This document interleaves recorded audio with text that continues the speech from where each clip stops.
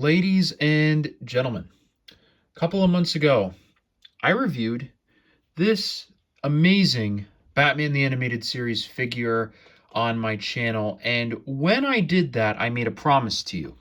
I said that there was a figure coming out soonish that I would review the absolute millisecond I got a chance to, thinking that I was going to be able to get it pretty easily.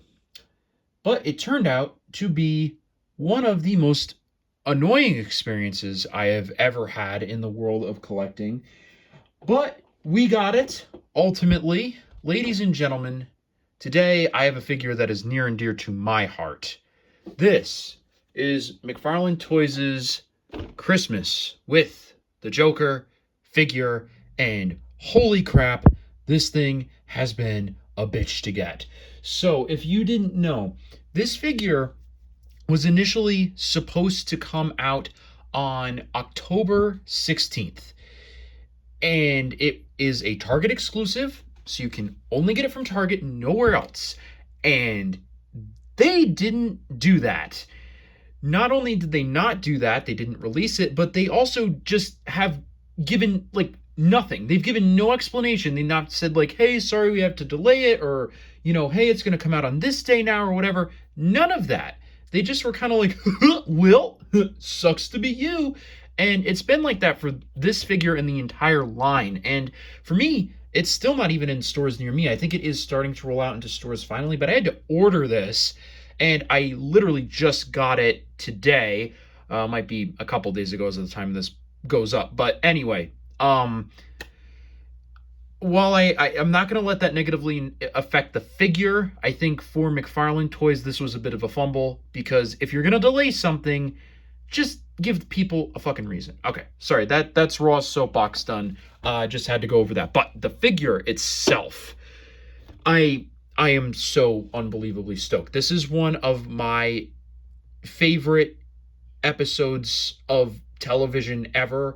It's, to me, the definitive, I think, intro into Batman and the Joker. It just explores the relationship so well. And the figure itself, well, granted, I haven't actually gotten it in my hands yet, so for posability, I can't really speak for it, is really, really great. With the accessories, it comes with everything.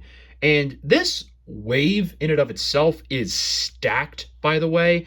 I mean, you get not only Christmas with the Joker, you get Two-Face, Batgirl, and Lightning Strike Batman, which is a reimagining of one of the old Kenner ones from the 90s, and I'm super excited. I really want to get this whole line, not just because I like the figures individually, but the buildable figure is also an insane steal with Maxi Zeus.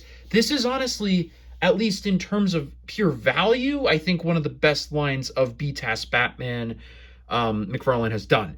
So I'm going to stop yapping. We're going to get this guy out of the box, and we'll take a further look at it. Okay, got everything out of the box. That was a real fucking journey. Okay, this is interesting. So right off the bat, right, we've got a lot of accessories to talk about here. We've got five interchangeable hands, candy cane, tree, a lot to look at here. So we're going to start off just by getting the least interesting thing out of the way, Maxi Zeus's torso. I say it's the least interesting just simply because I don't have the other pieces and can't build a figure. So I will be saving this, and if I wind up getting the full line, I will build it, but for now, it doesn't really mean a whole lot to us.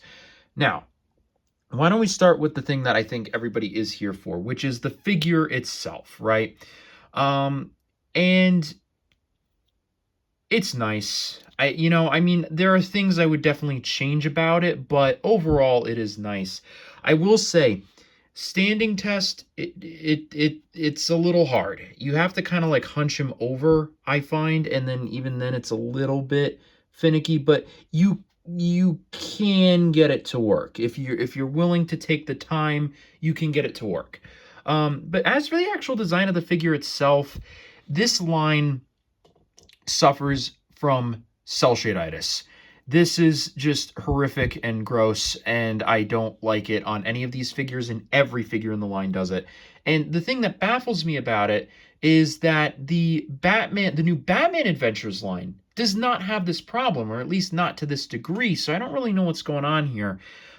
Because it works for certain areas, right? Like the pants, I feel like having the darker and the lighter purple works, but having it on, you know, all of this bit of the torso and the arm, and then like even the underarm here, it's too much. I maybe would have just done a little bit of shading under the arm. That would have been it. Nothing on the arms at all. That I think is a little too much.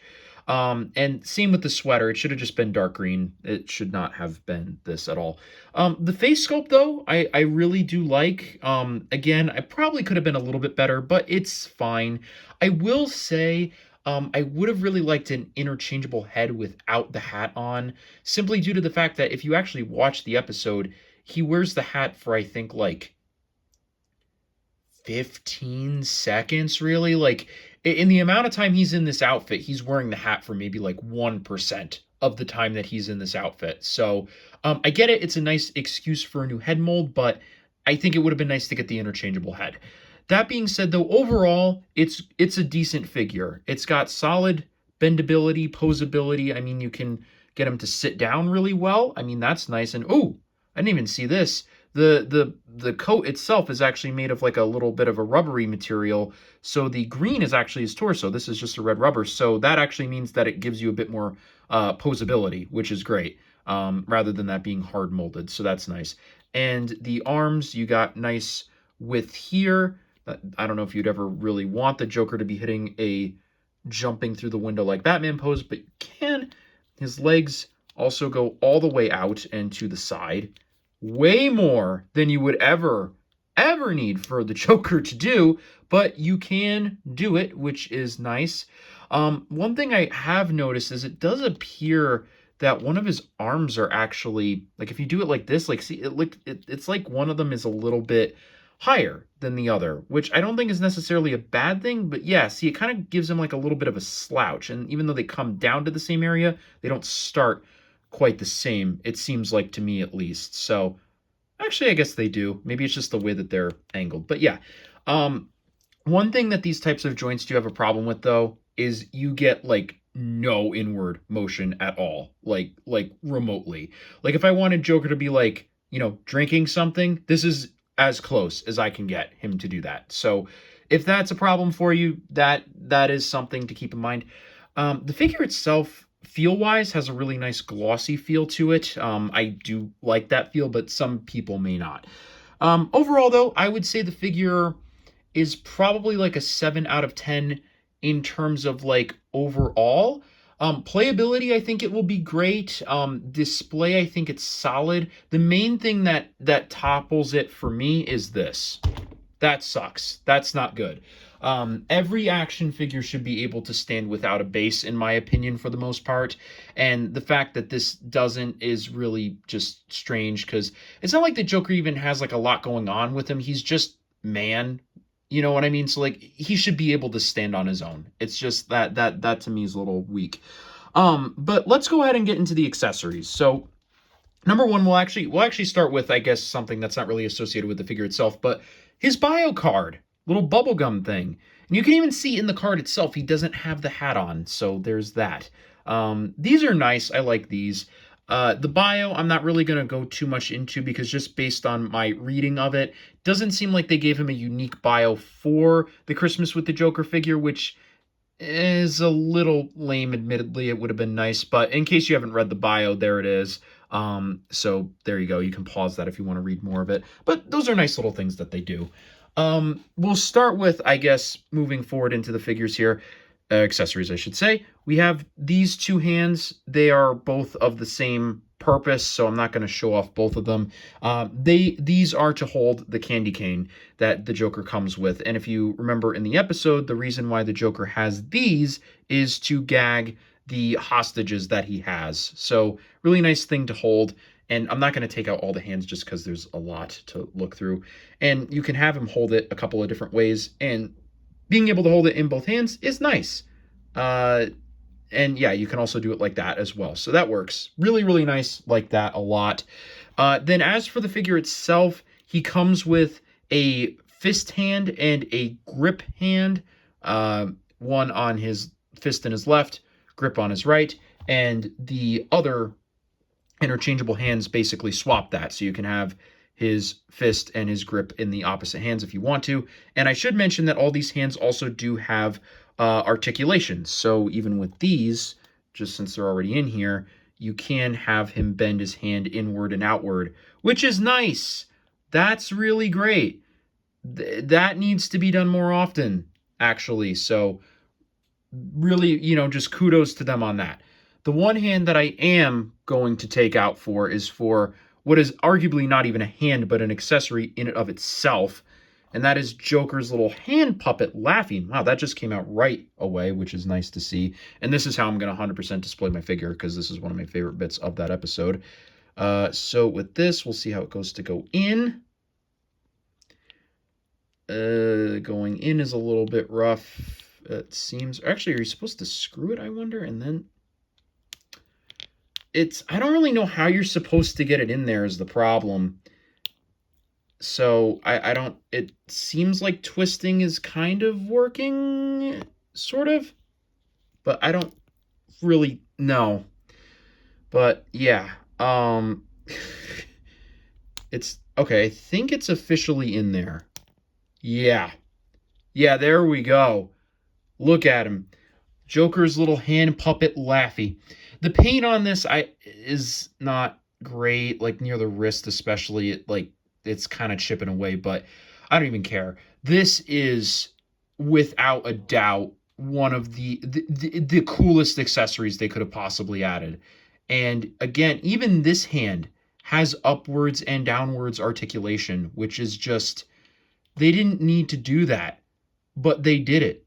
And it's great, and you can really get some nice shots with this. I mean, look at this, man. To me, this is just like the quintessential little accessory that you could have given him. And here's a closer shot. It is really well done, and Laffy himself is well painted. I may have chosen his green to be a little bit more vibrant, but otherwise, it's really, really great. I love that he has like the lipstick on his hand, and even on the back, you can see his fists, and it looks really, really great. I mean, I'm really blown away with this accessory. This is absolutely my favorite accessory. It's honestly, for figures, one of my favorite accessories I've seen in a while. It's just so great. Really, really like that a lot. Though you can already tell he's looking like he's going to lean, but that's okay. The final accessory is the Christmas tree.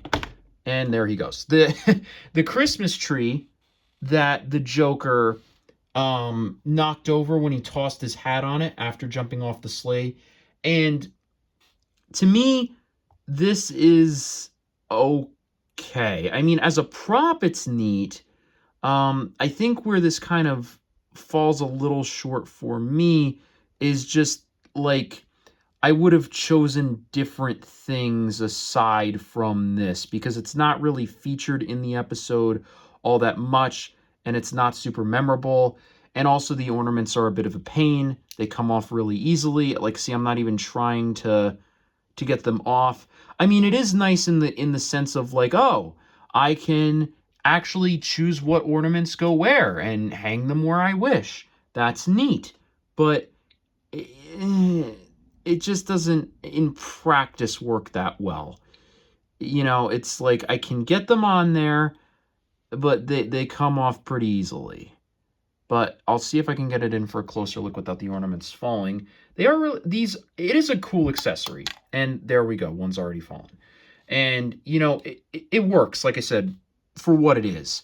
But for me, if I had to pick a secondary accessory, I would not have chosen this. Although it is nice. It has posability. That's really cool. You can lean it in different ways. And it looks really great. But I would have personally chosen, if I had to pick an accessory, the Christmas gift that the Joker gave the Batman that was loaded with the pie. That to me is a way more memorable bit of the episode. And just if I had to pick an accessory other than Laffy, it would have been that. The Christmas tree just isn't really that big of a part of the episode to really warrant being an accessory, especially one that's kind of cumbersome and doesn't really hold together all that well with the ornaments always falling off. And if they were going to do this, I would have rather the ornaments just been molded, personally. But that being said, I love this. It has its problems, definitely. I'm not going to sit here and say it's, the greatest Joker figure ever made. And honestly, if you're getting the one from the DC Direct a few years ago, probably would be better. But for a easily accessible and pretty decently done adaptation of this episode, you really can't go wrong with Christmas with the Joker by Mcfarlane Toys. It's a very solid figure. And let's be real, it's a great Christmas gift, right? I mean, I can't really think of one better. And it holds a special place in a lot of people's hearts, especially mine. To me, again, just such a fantastic episode, and probably the best episode of BTAS for me ever. And I think it always will be that. It's just so brilliant. And this figure, while not perfect, does a good job at recapturing that. So overall, including everything in this package minus the torso, I'm going to give this figure an 8 out of 10 if I had to rate it. And I think that's a very fair place for it. But let me know in the comments if you agree, if you disagree, if there was anything that you would change about this figure or add, remove about it. Let me know. I'm kind of interested to hear everybody's thoughts on it. But otherwise, I really hope you guys enjoyed this one. If you did, please be sure to leave a like, comment, and subscribe. And I will see you all in the next one.